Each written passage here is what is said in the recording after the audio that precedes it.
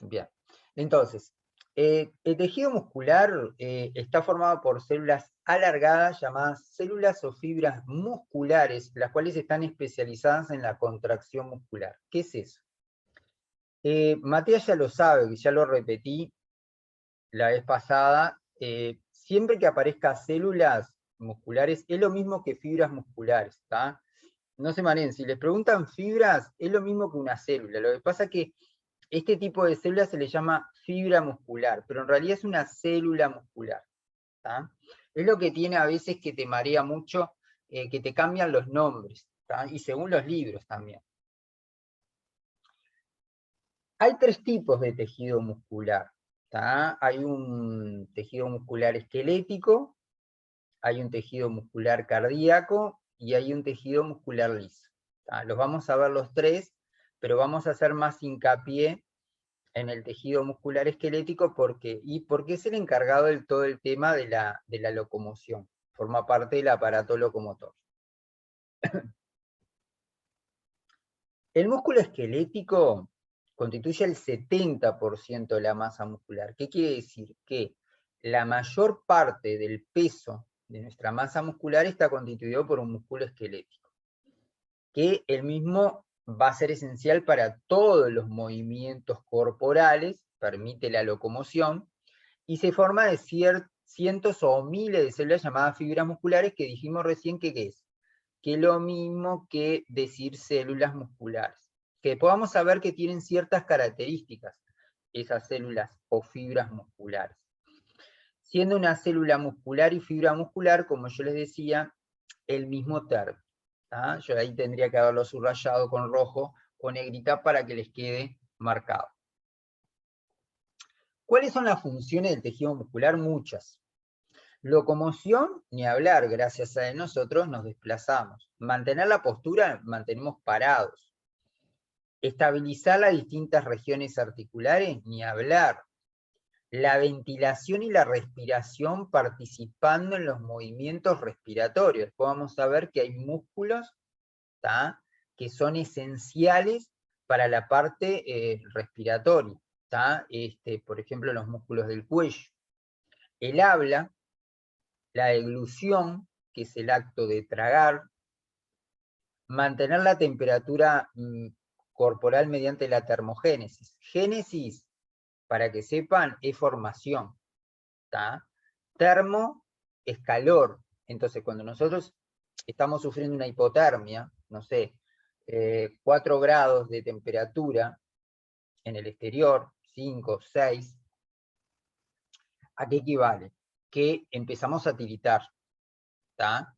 Empezamos a tener chuchos de frío. Esos chuchos de frío, lo que genera la contracción de los músculos es calor, ¿tá? ¿Para tratar de qué? Para tratar de igualar la temperatura.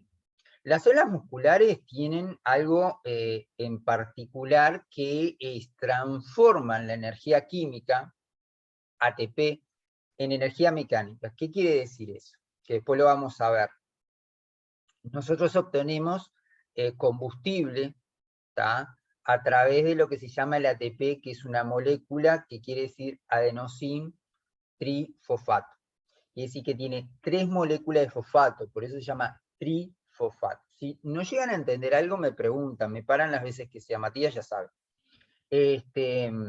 Entonces, ¿de dónde lo obtenemos? Lo obtenemos de los alimentos, sobre todo los glúcidos. Los glúcidos aportan mucho ATP, ¿tá?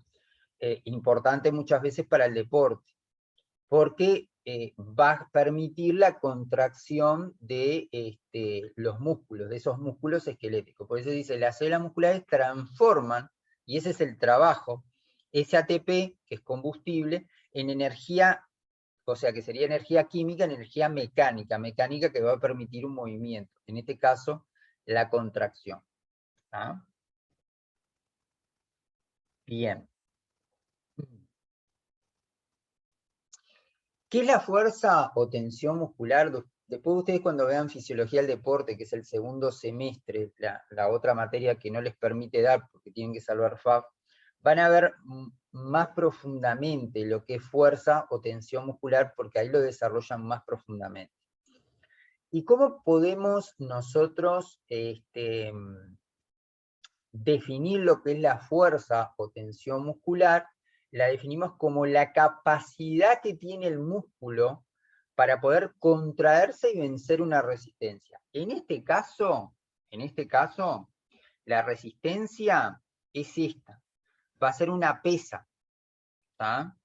Que hay que vencerla, ¿tá? O incluso mantenerla, ¿tá? Como vamos a ver ahora. Dice que se genera una tensión intramuscular ante una resistencia, o sea, para poder vencerla o mantenerla, esa resistencia, se tiene que dar la contracción. En este caso, se va a dar la contracción de un músculo que se llama bíceps, ¿tá? Para poder mantener o vencer esa resistencia que son las mancuernas, que es lo que estamos viendo acá. Por eso dice, independiente de que se genere o no movimiento, ¿tá? Porque, por ejemplo, si vos levantás una pesa que no podés vencer la resistencia, porque es más de lo que vos podés levantar, ¿tá? Hay dos posibilidades, o se te viene abajo, o capaz que la mantenés, ¿tá? Sin que se te venga hacia abajo, pero el músculo se va a contraer. Si bien no venciste esa resistencia, o sea, no generaste el movimiento. O simplemente al hacer mancuernas sí estás venciendo esa resistencia que es la de la mancuerna. ¿Cómo nosotros podemos definir a la fuerza o tensión muscular como el producto? O sea, la multiplicación, cuando hablamos de productos, la multiplicación entre la masa y la aceleración, ¿tá? Y la unidad es el newton. Estas son dos variables. ¿Qué quiere decir? Que si yo modifico tanto la masa como la aceleración, se va a modificar la fuerza. Por ejemplo, si yo aumento la masa o aumento la aceleración, o las dos, me va a aumentar la fuerza o la tensión muscular. Bien. Entonces, la fórmula lo que plantea, se tienen que acordar bien, es fácil. Fuerza es igual a masa por aceleración. La fórmula plantea que la fuerza depende de la masa, como la aceleración, como yo recién les decía, y cualquier variación de una de las variables o de ambas hace variar la fuerza. Si yo coloco más masa, como si ejerzo mayor aceleración, determinaré mayor fuerza.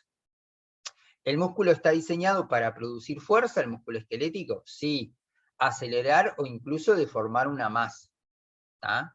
Y la tensión se va a aplicar sobre un tejido elástico o sobre los tendones. Los tendones, que después vamos a ver, se encuentran en la unión del músculo con el hueso, ¿tá? Y son los que tienen mayor tensión, porque el músculo se acorta, va a tirar del tendón, por eso tiene mucha fibra de colágeno. La fibra de colágeno lo que nos da es mucha resistencia, ¿tá? Y es realmente donde se genera mayor tensión, ¿tá? A nivel de los tendones, para que ellos tiren y terminen moviendo los huesos. Por eso se llaman músculos esqueléticos. Se llaman músculos esqueléticos, ¿por qué? Porque se unen, ¿tá? A hueso de esqueleto. Ese es desde un punto de vista mecánico la definición de tensión o de fuerza. De un punto de vista fisiológico, se dice que es la capacidad de causar tensión que tiene el músculo al activarse o contraerse siendo algo interno, o sea, que para que se genere la fuerza o la tensión, el músculo se tiene que contraer, sí o sí, ¿tá? Y para que un músculo se contraiga, siempre tiene que llegar un estímulo eléctrico, un impulso eléctrico, liberándose las energías suficientes para la unión y desplazamiento de, que eso lo vamos a ver más adelante, que son los filamentos de actina y miosina, ¿tá? Que va a generar el acortamiento de una unidad, por ahora lo nombro, que se llama sarcómero, ¿tá? Y va a tirar del tendón y va a generar lo que se llama una elongación tendinosa. Eso lo vamos a ir viendo, ¿tá? Pero acá lo más importante es que se tiene que contraer y la contracción se va a dar por un estímulo, un impulso nervioso que va a venir del sistema nervioso central, que puede ser o la médula espinal o el cerebro, ¿tá? Bien. Los profesores ustedes dieron en el curso lo que es la curva de fuerza-velocidad, o también llamada curva de Hill, ¿tá? Que la curva de Hill es una gráfica que permite mostrar la relación, que hay una relación inversa entre lo que es, en una parte de la gráfica está la fuerza versus velocidad, ¿tá? Fuerza, velocidad. Y dice que esto es inversamente proporcional, ¿tá? Solo puede, primer concepto, que estas gráficas solo se utilizan en acciones dinámicas, o sea, cuando nos estamos moviendo o estamos haciendo ejercicio, ¿tá? Si estamos sentados ahora, no, imposible. En posición de acción estática, no. Es en acción dinámica, que es movimiento. Entonces lo que muestra la gráfica es que cuando la fuerza, acá vemos la fuerza en naranja, y en azul la velocidad, que cuando la fuerza, ¿llegan a ver el puntero? Sí, que se mueve, sí, se ve bien, ¿no? El puntero. Sí. Está. Bueno, acá, cuando la fuerza es máxima, ¿tá? La velocidad, miren lo azul, es 0. O sea que cuando nosotros estamos haciendo la mayor fuerza, nuestra velocidad de movimiento es mínima, no existe. Cuando la velocidad es máxima, la fuerza es 0.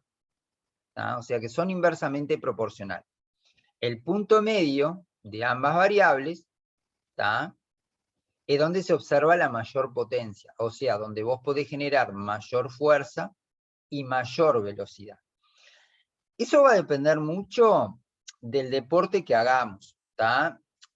Esto lo hicieron, este ejemplo lo pusieron sus profesores, es el levantador de pesa de barra.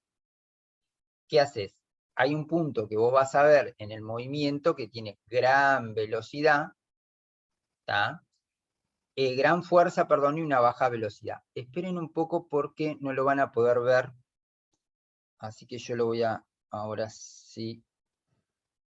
Ahora sí. Ahora lo van a ver. ¿Tá? Miren este movimiento. Succeeds here, 2:41. This will be a new personal best for him as well. Máxima fuerza. Ahí la tiene la máxima fuerza. So Velocidad. up the bar goes into territory. ¿Tá? ¿Lo vieron bien? ¿O lo paso de vuelta? ¿Se vio bien el video? No, se vio ¿No se bien, vio? bien. ¿Eh? Sí, sí. ¿Se vio? Bueno. Sí, se vio. Bien. Después tenemos lo opuesto. El jugador de básquetbol, que este también lo pusieron los profesores, porque es el mejor ejemplo. ¿Tá? Podría haber buscado otro, pero no voy a cambiar algo que está perfecto el ejemplo. Jugador de básquetbol saltando al tablero. Esto va en cámara lenta, pero imagínense ustedes a la velocidad que agarran estos tipos. Saltando al tablero prevalece la velocidad sobre la fuerza.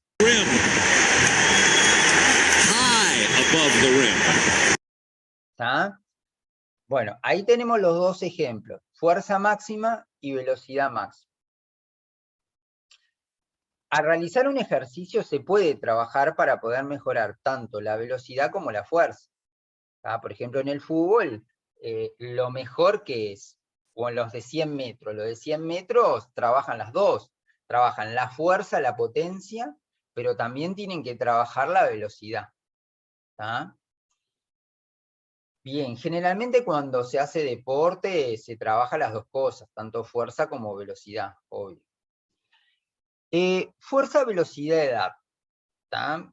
Si nosotros vemos esta gráfica, vamos a ver, dice, la fuerza absoluta de acuerdo a la edad de la persona. Y nosotros así, sin leer esto, ya vemos la gráfica que llega a un punto, más o menos a los 30 años, más o menos, que notamos que la fuerza, ¡pum!, empieza a disminuir. ¿Está? Entonces, ¿por qué se da esto? Repito, si no entienden algo me preguntan. La persona joven tiene una mayor masa muscular, como también un mejor funcionamiento oxidativo por parte de las mitocondrias, que después lo vamos a ver, y esto se ve sobre todo en fisiología del deporte, esas vías metabólicas químicas. A los 15-30 años, la fuerza es máxima, ¿tá? 15, 30 años, la fuerza llega al máximo, ¿tá? Superada esa edad, tanto la fuerza como la velocidad empiezan a decaer. Después de los 70 años, que es acá más o menos, la pérdida de masa muscular comienza a hacerse evidente y existe una pérdida de un 15% de masa muscular. Pierden sobre todo fibras de tipo 2, que son esas que te daban fuerza rápida y generaban hipertrofia, ¿tá? Comenzando a verse limitaciones funcionales de la persona y mayor dependencia, que es lo que lamentablemente vemos en la tercera edad. Gente que se cae, gente que le cuesta muchas veces caminar, y todo eso no es solo por las patologías que tienen, sumado al sobrepeso, es por la pérdida de masa muscular que tienen, ¿tá? Que te genera una pérdida de la dependencia, ¿tá? Puede pasar con una persona que está en coma durante mucho tiempo, aunque le haga fisioterapia, cuando se levanta no puede. No puede porque perdió toda la masa muscular. Y la pérdida de la masa muscular se conoce como sarcopenia. A ver, no quiere decir que todos los que tengan tercera edad van a quedar con sarcopenia. Hay gente que tiene 70, 75 años y te hace 50 piletas y tiene una masa muscular envidiable, ¿tá? Depende de la persona cómo llega a la edad, ¿tá? Obvio que la fuerza disminuye, sí, pero ahí queda en vos, si vos tratás de detener lo máximo posible esa pérdida de fuerza, ¿no? ¿Qué produce la falta de ejercicio? Bueno, se ha visto mucho con esto de la pandemia, que mucha gente, sobre todo la tercera edad, por el miedo y todo, quedó recluida en la casa. Hay gente que todavía está y no quiere salir. En una pérdida de la masa muscular, en una pérdida de la masa ósea, en una disminución del funcionamiento muscular y una disminución de la función motora. ¿Ah? Hay 4 características de esas fibras musculares o de esas células musculares, que es lo mismo que habíamos dicho, que son la contractibilidad, la excitabilidad, la extensibilidad y la elasticidad, ¿tá? Que las vamos a ir viendo una por una, ¿tá? Entonces, primero vamos a ver lo que es la contractibilidad. ¿Qué es la contractibilidad? Es la propiedad que tiene ese tejido muscular que le permite contraerse, acortarse, ¿tá? Cuando, dijimos, llega un estímulo, un impulso nervioso del sistema nervioso central. El músculo al contraerse genera lo que se llama fuerza o tensión, que dijimos que es lo mismo, mientras tira o tracciona de los puntos de inserción, que serían los tendones, ¿tá? Vamos a ver. El tema de hoy es el mecanismo de la contracción muscular. Recuerda ¿Cómo que se acorta el bíceps? ¿Ah? ¿Vieron bien ahí cómo se acortó? el tema de hoy es el mecanismo de la contracción muscular. Recuerda que... Bien. Después tenemos la segunda característica típico de los músculos, que es la excitabilidad. ¿Y qué es la excitabilidad? Bueno, es la capacidad que tiene un músculo de responder a un estímulo, y ese estímulo va dado por un nervio motor determinado que determina la liberación de un neurotransmisor. ¿Qué es eso? Siempre dijimos que para que se dé la contracción de un músculo tiene que llegar un impulso nervioso. Eso se va a dar en lo que se conoce sinapsis neuromuscular, que es un contacto entre una neurona, en este caso es una neurona motora, que se le llama siempre motoneurona, ¿tá? Que hace contacto con un músculo. Ese espacio que vemos acá, todo esto lo vamos a ir viendo, que queda por debajo de la neurona, se conoce como placa motora, ¿tá? La placa motora tiene receptores, ¿tá? Y dentro de la neurona que después cuando veamos neuro vamos a ver que hay una sinapsis y todo eso, que siempre es lo mismo, una sinapsis de tipo química, hay como bolsitas. ¿Tá? Llega el impulso nervioso, se liberan estas bolsitas, dentro de las bolsitas hay estas pelotitas que se llaman neurotransmisores, que salen al exterior, todos estos puntitos que ven acá, y a nivel de la unión neuromuscular, siempre el neurotransmisor es la acetilcolina, por suerte para ustedes, porque hay miles de neurotransmisores, pero a nivel de la unión neuromuscular, siempre es el mismo. ¿Tá? Eso va a generar la apertura de ciertos canales, se genera otro impulso nervioso y sigue por la fibra muscular. ¿Tá? ¿Por qué se inventó esto de los neurotransmisores? Porque acá queda un espacio, es como que un puente. Entonces las descargas eléctricas no pueden pasar de un lado a otro. Entonces se inventó lo que es los neurotransmisores, ¿tá? Para que puedan pasar ese puente y generar otro impulso nervioso. Vamos a verlo. Un potencial de acción llega al terminal presináptico, provocando que los canales de calcio se abran y así se incrementa la permeabilidad del ion calcio de la membrana celular del terminal presináptico. Los iones calcio pasan a través del terminal presináptico y causan que las vesículas liberen sus neurotransmisores, acetilcolina, de las vesículas presinápticas a la hendidura sináptica. La difusión de acetilcolina a través de la hendidura sináptica y la unión de acetilcolina a receptores de acetilcolina en la membrana de la fibra muscular postsináptica provoca un aumento de la permeabilidad de los canales de sodio, Na positivo, controlados por ligando. El desplazamiento de los iones sodio a la célula muscular produce la despolarización de la membrana postsináptica.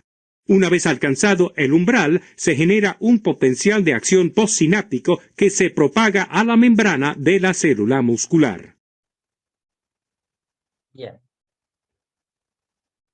Después tenemos otra de las características, que es la extensibilidad. ¿Ah? Es la capacidad del tejido muscular de estirarse dentro de ciertos límites. ¿Tá? Después vamos a ver que existen ciertos receptores que lo que hacen es evitar que el músculo se estire en forma excesiva y terminen desgarrándose, ¿tá? Dañándose. Siendo limitado por el tejido muscular conectivo intramuscular, o sea que está dentro del músculo, manteniendo dentro el rango contráctil. Incluía a la articulación del húmero con el radio Ahí y después del la radio con el cúbito, ¿sí? Pero la responsable de este movimiento de flexión y extensión es la articulación húmero-cubital, cuyas superficies articulares eran la tróclea.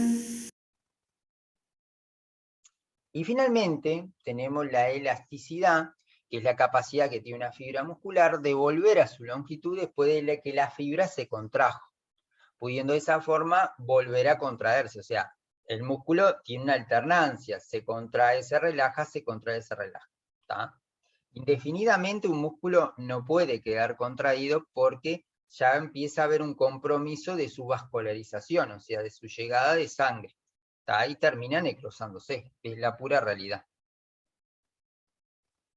Bueno, el músculo no solo son fibras musculares, también tiene lo que se conoce como tejido conectivo. Yo cuando le pongo entre paréntesis es lo mismo, ¿tá? Lo van a ver como tejido conectivo, lo van a ver como tejido conjuntivo. ¿Tá? Una cosa, cuando se termine el Zoom, volvemos a entrar al mismo link. ¿Tá? Tejido conectivo, conjuntivo, es un tejido muy abundante, ampliamente distribuido en el cuerpo, que lo tenemos por todos lados, y está formado por dos partes. Por un lado está formado por células, como siempre, pero por el otro lado está formado por lo que se llama el MEC. ¿Tá? Se lo pueden anotar ahí, no me acuerdo si yo lo puse en el material del Word, o lo puse solamente como MEC, pero es matriz extracelular. ¿Tá? Anótense bien, matriz extracelular, que es lo que queda alrededor de la célula, por eso se llama matriz extracelular. ¿Y ¿Cómo va a estar formado? Va a estar formado por fibras extracelulares responsables de la fuerza y resistencia, ¿tá? Y va a tener 3 tipos de fibras. Las fibras de colágeno son lo que te dan la fuerza. Las fibras elásticas son lo que te dan la elasticidad. Y las fibras reticulares son lo que te dan el sostén. ¿Tá? Entonces repito, colágeno fuerza, elásticas elasticidad, reticulares sostén. Los tejidos conectivos o conjuntivos no se encuentran sobre una superficie libre. Están muy vascularizados, o sea, cuando hablamos de que está vascularizado es que recibe mucha vasos sanguíneos. Cuando decimos que está inervado, se refiere a que tiene nervios, ¿tá?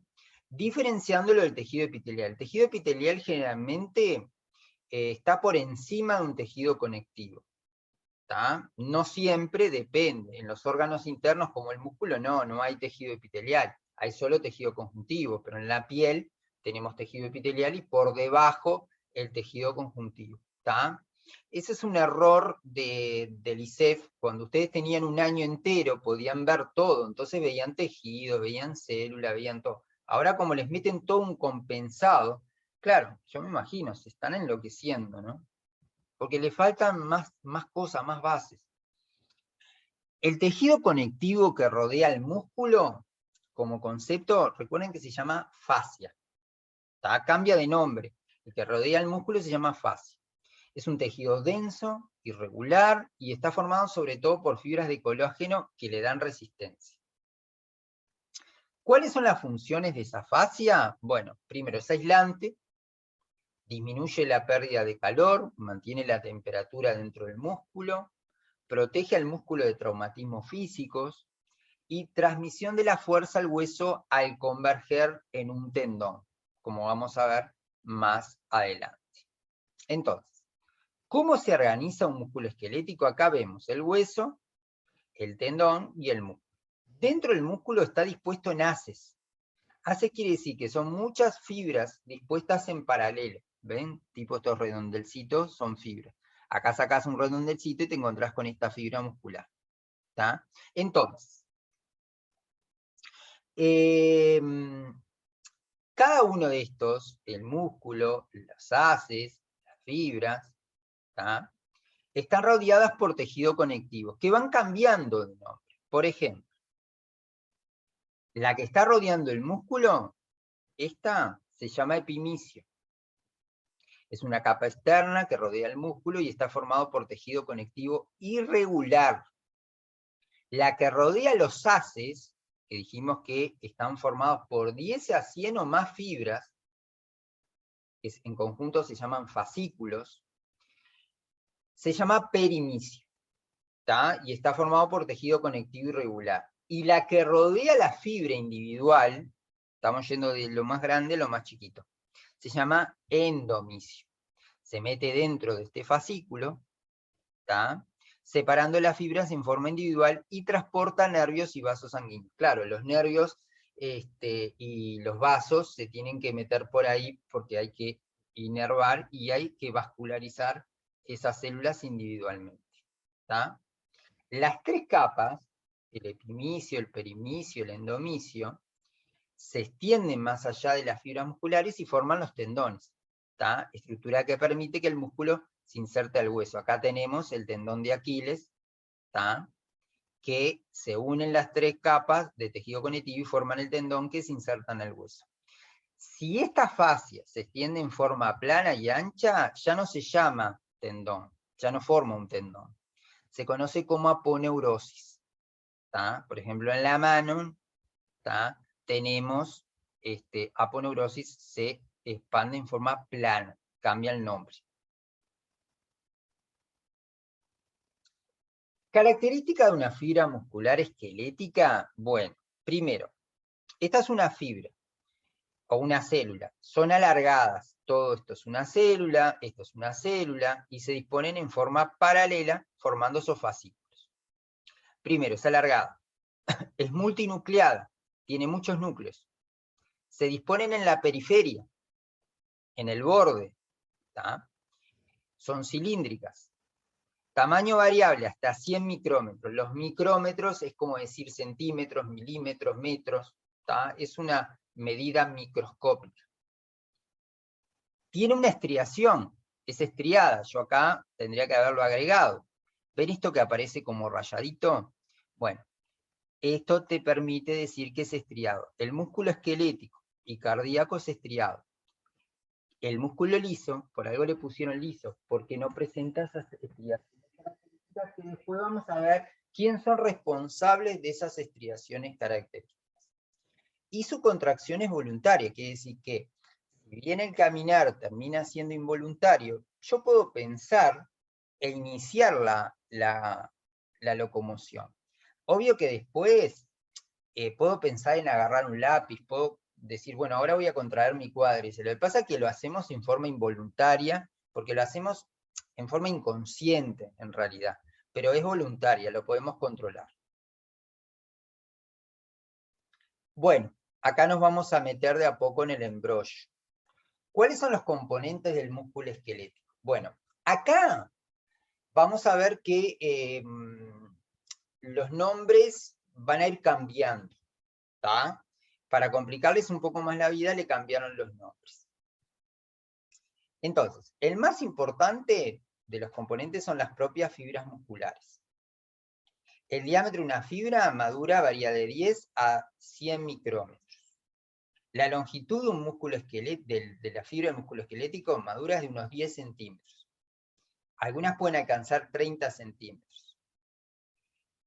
Las fibras musculares o las células musculares aparecen o son el resultado de la unión o fusión, es lo mismo, de 100 o más células primitivas, que se llaman células mesodérmicas, denominados mioblastos. Siempre que ustedes vean terminación blasto, son células inmaduras, células primitivas que provienen del embrión, de nuestro desarrollo primitivo, ¿tá? Y que tienen la capacidad de dividirse todavía, porque las fibras musculares no tienen capacidad de dividirse, ¿tá? Entonces cada fibra del músculo esquelético tiene tantos núcleos, porque son los núcleos de esos blastos, o mioblastos, mio viene de músculo, de esas células primitivas que se unieron para formar las fibras. Una vez producida la fusión o la unión, pierde la capacidad de dividirse, ¿tá? Bien. Bueno, entonces lo que vamos a hacer ahora, vamos a salir, porque me voy a meter con esto, y vamos a volver al mismo link. ¿Les parece? Bueno, volvemos.